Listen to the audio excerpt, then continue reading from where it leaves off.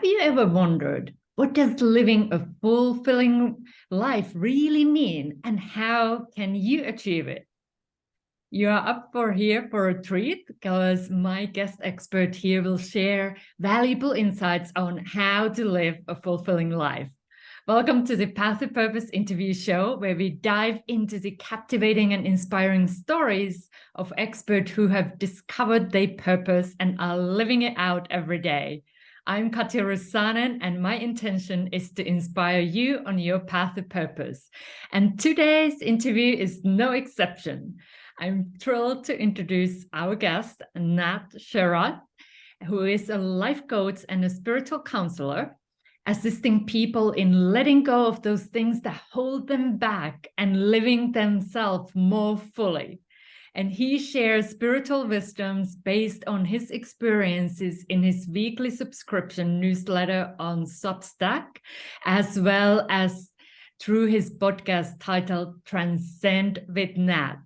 And in this interview, he will share how to live fulfilling lives. So sit back, relax, and get ready to be inspired.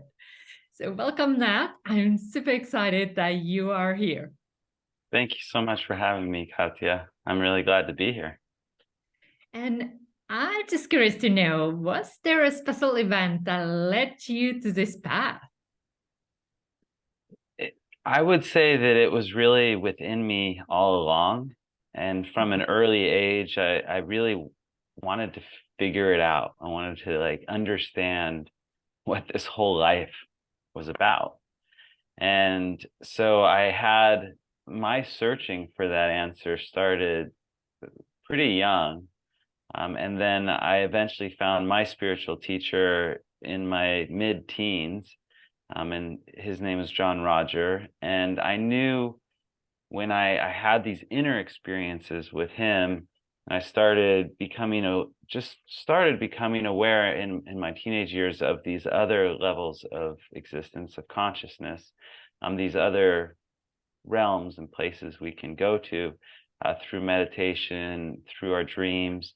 And I really wanted to do that. I wanted to learn what he was teaching and to do what he was doing. And so I ended up living with him, working with him, traveling the world with him. And he was a very established spiritual teacher all over the world. So we would do seminars, or he would do the seminars, and we would do retreats, and we would do workshops and classes and all sorts of things around spirituality, around this idea of uplifting people and assisting people in their own upliftment, because truly it's us that has to put ourselves forward in that position of becoming enlightened, becoming uplifted, moving ourselves into more of a light consciousness.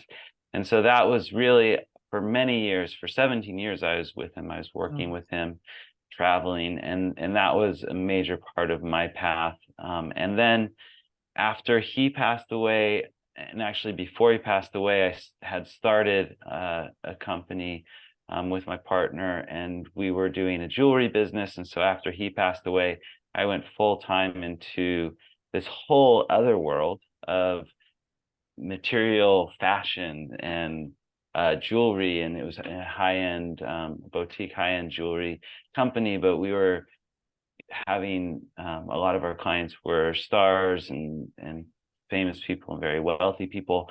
And so it was into a whole other world, which was completely opposite.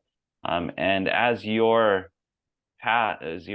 show is called Path to Purpose, a lot of that was when I was with my teacher, had a very strong purpose. And then afterwards, it was having to refine that again, because I didn't feel that my life was purposeful for a time there with the jewelry. And then I was able to apply all the things I had been teaching all those years and use them and find that purpose again within that world, within that very materialistic approach to life. I was able to really find my purpose within that.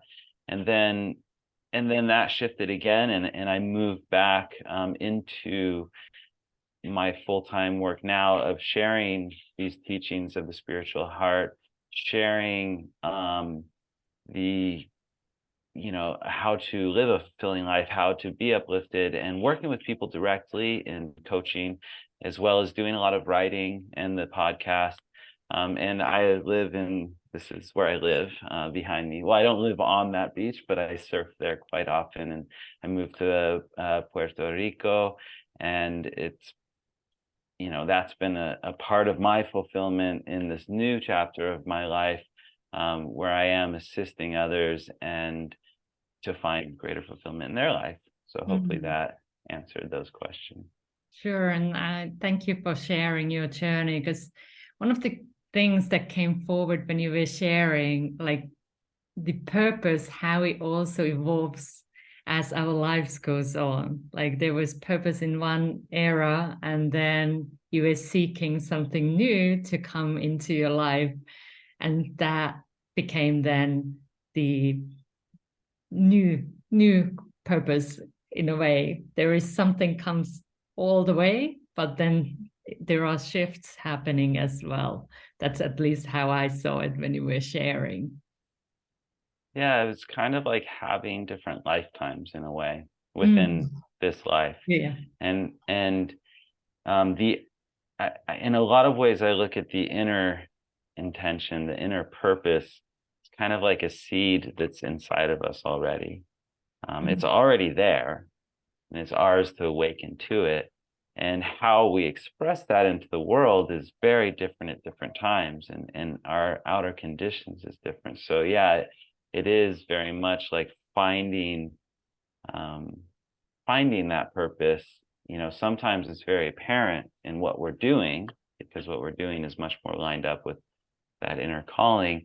And sometimes we're in a process in our learning, in our life, in our fulfilling our karma, where we have to find that purpose within us, even in this way, regardless of what we are doing outside of us.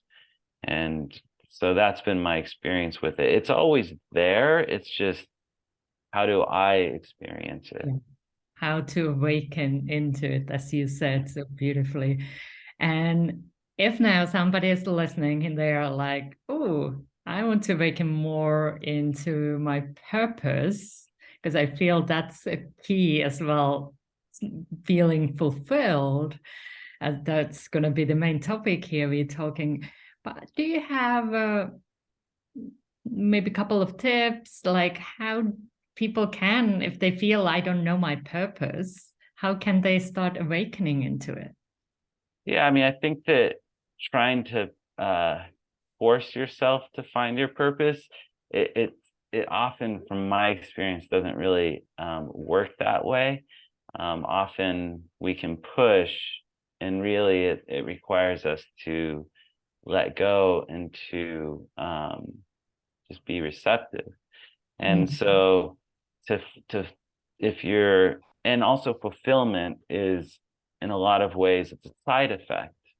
It's just an indication, it's an experience that we are, that happens when we are living in that purpose. And yeah, there are keys. There are definitely ways in which to more fully tap into that. The first one, and I know I'm not the only one saying this. I mean, this is definitely very a popular way to get there, because it really works, and that's gratitude.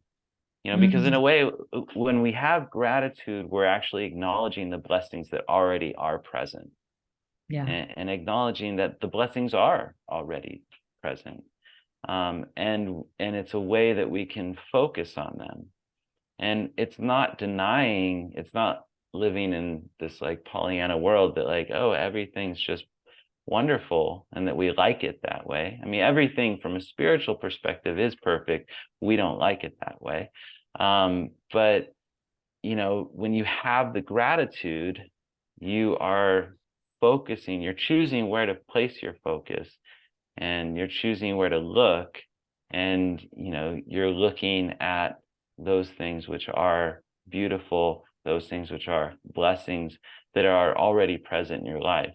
And as you focus on those things more, on those things that you can have gratitude for in any, situation that you're going through, when you can hold that to a higher level, no matter how challenging it is, because it gets challenging. It's not necessarily easy. Sometimes you're going to be in a bad mood, you're going to be grouchy, but to still acknowledge those things, which are blessings, which are important, it keeps training our focus back on them so that we can then start to see even more opportunities of greater blessings.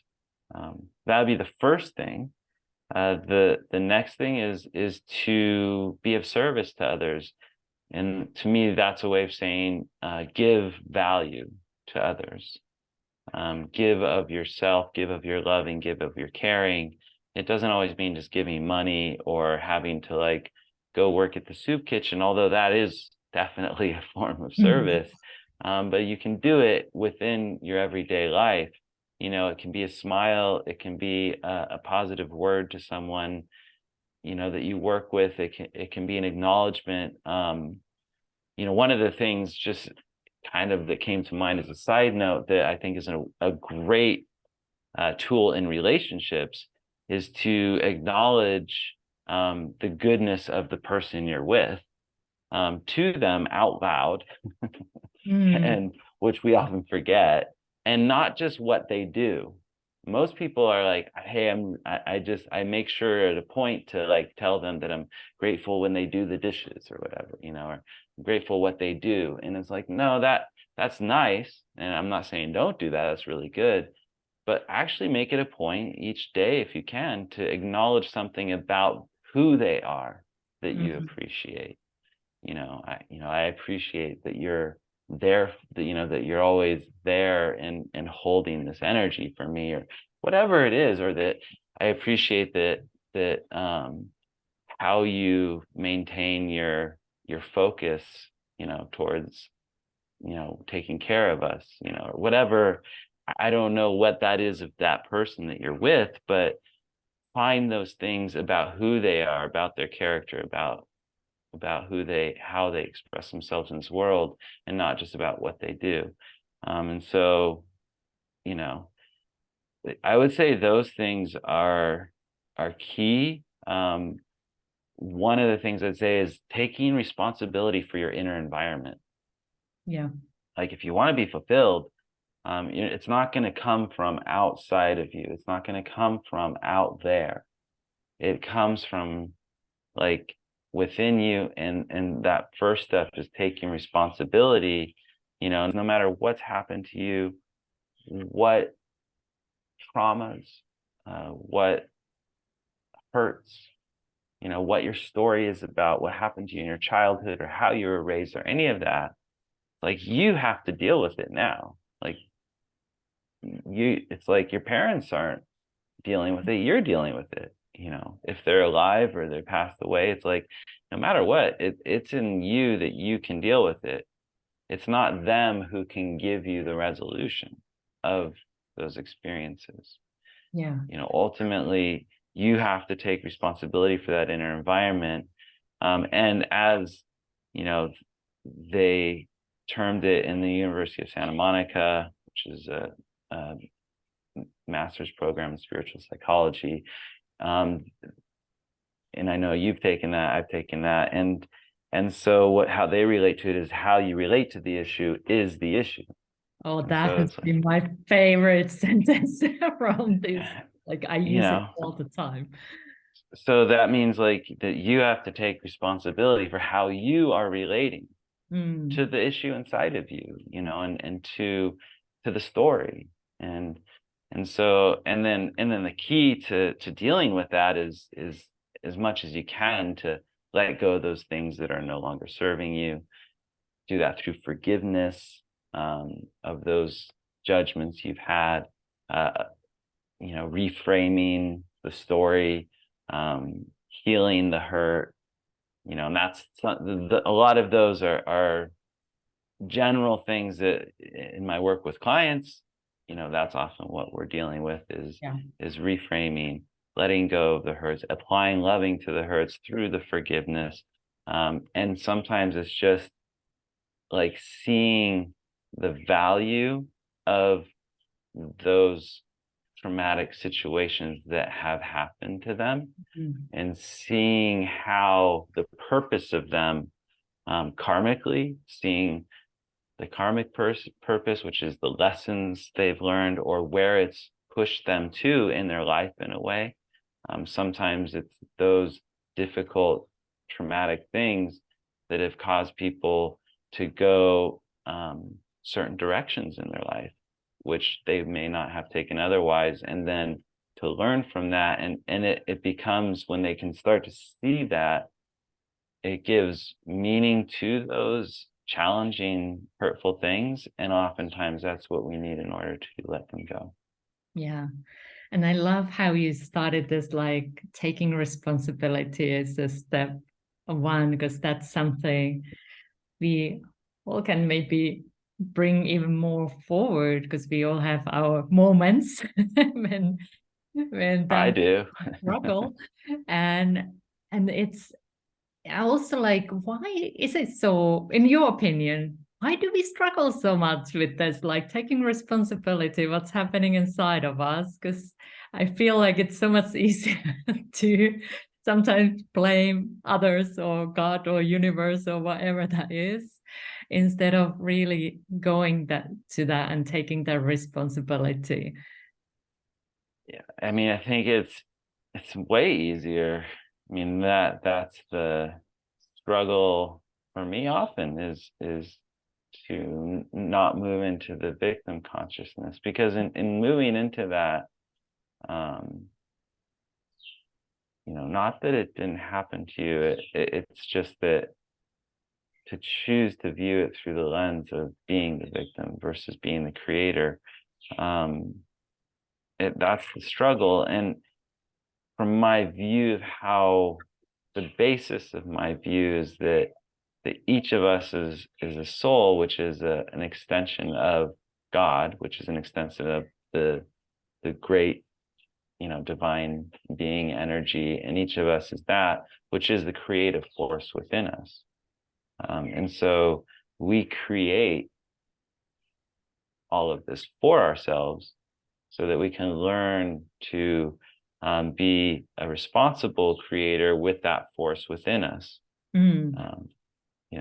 That we are a responsible creator, meaning what we put out is returned to us, and how it's not bad though. I mean, people, it can be challenging, it can be really hard, but karma isn't necessarily bad or good. It's a teaching mechanism. Yeah. This world is a classroom, and we're here learning. And we learn the things we don't know already, like the things we know we don't have to learn. We already know them. And ultimately it's that recognition and that basis of who we truly are. And when we start to come to that, and the challenge is that it's easy to it's just easy to like say that I'm not the creator, I'm not the originator, it's their fault. And then we don't have to deal with it, ourselves. Like we just become, the subject. It's always something out there that's causing, everything for us, because it's hard to, it's just, I don't know why. I mean, it's set up that way. Like I don't, like, it wasn't me, I don't vote for how it's set up. It's not my idea. It's just, this is how I've found it, that this works. And so it's hard to look, and it's hard to recognize your own divinity, because you have to look at yourself and look at your creations. And what you create isn't you, it's your creation. And look at your lessons and realize that you set all this up for yourself, and forgive yourself right away for having done that. Like, what are you thinking, Nat? What did I sign up for? Really? Why? Why? Really? Like, I mean, because it can, this life can be very challenging, and and there's levels of that, for different people. People will, and that's how it's challenging, because we relate to it as challenging. One person's challenge is not, so it's like a blessing for someone else, depending on how they view it. And it's like one person's like poverty or wealth, it's very subjective, materially. Someone who grew up in like certain places in this world in abject poverty, would think just having an apartment like in the US or someplace with, where you can actually like go to the grocery store and like would be extremely wealthy. Mm, And someone else might just look at that as like, I'm just like surviving, and it's a struggle, and it's like really hard. And I really like thought I'd have an actual house. I mean, like, it's just all subjective, or I'm in such a bad area of town, and it's like, yeah, there's all these, depends how you view it, right?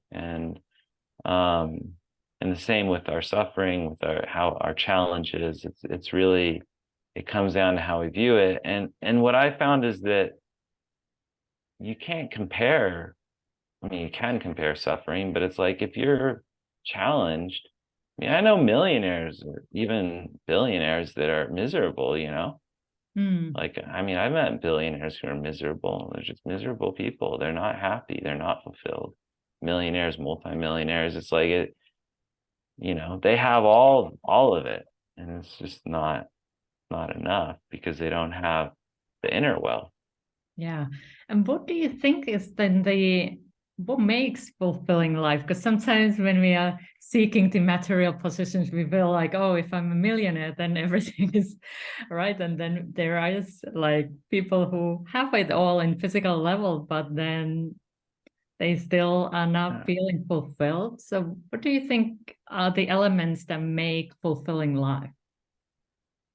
I think it's your attitude. It's Hmm. like that simple.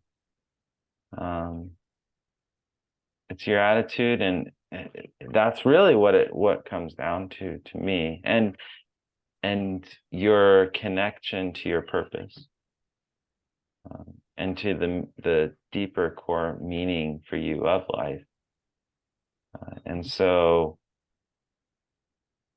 because you can, it's like, if you have that, then you may be going through really challenging times, or even suffering in certain ways, but you have something that makes it worth it, and to me, that's finding that something that makes it worth it. And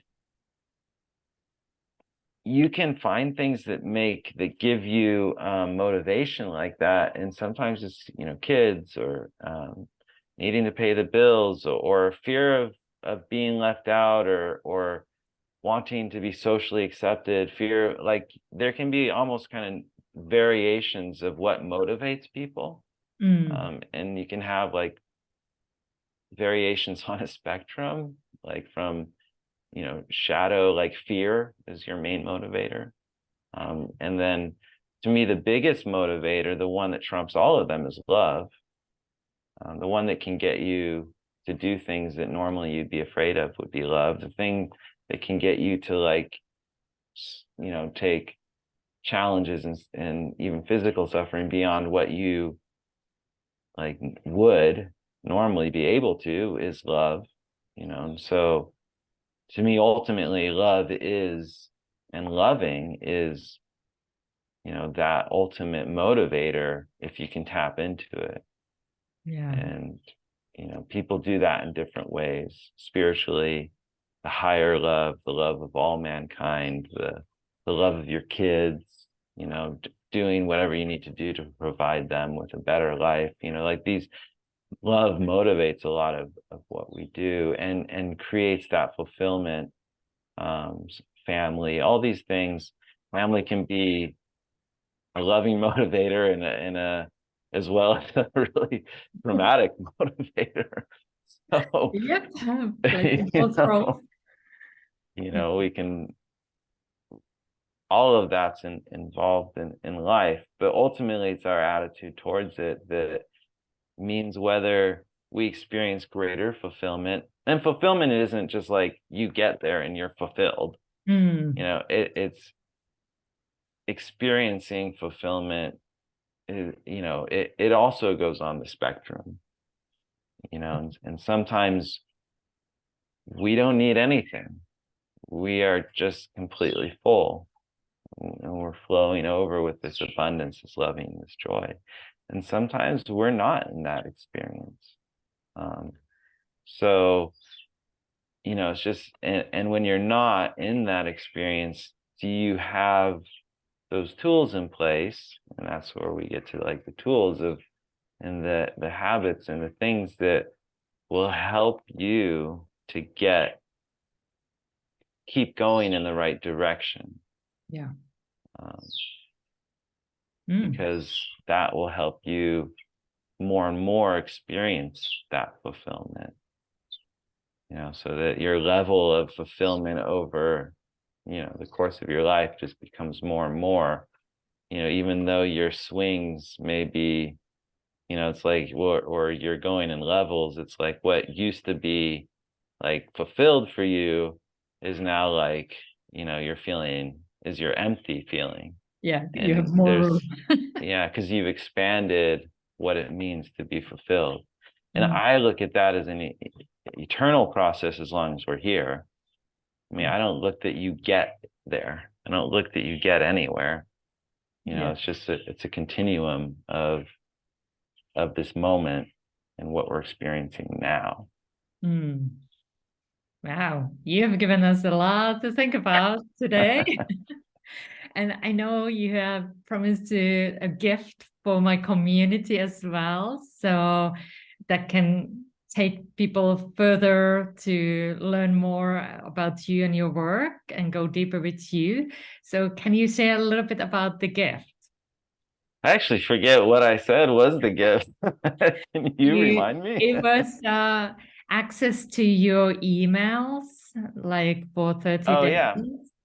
Okay. Yes, I am going to give you access to my a month of subscription to my emails, which is a weekly newsletter that I do, also called Transcend with Nat. And I send it out every Monday morning in terms of, well, it's morning for me, but every Monday I send out this newsletter, and it's a subscription newsletter, and I'm offering it for a month for free for those of you who are watching the show. Beautiful. Thank you so much for that gift. And it is an opportunity to get some inspiration and insights on your path of purpose. So I highly recommend that you check the link in the description and to sign up. And now, as we are wrapping up here, I just want to ask, do you have a special message that you would like to share to wrap up this interview? Do your best to love each other. The world can use it. Beautiful. Even the people you don't like, and the people you think that are ruining the world, love them too. They need it. Yeah. So loving is the key, and loving is the message. So thank you so much, Nat, for sharing your valuable insights with us Thank you so today. much, Katya. And if you found this interview helpful, please give it thumbs up and subscribe to our channel for more inspiring content. And don't forget to check the previous episodes too. So I'm sending you lots of light, lots of love. Bye for now.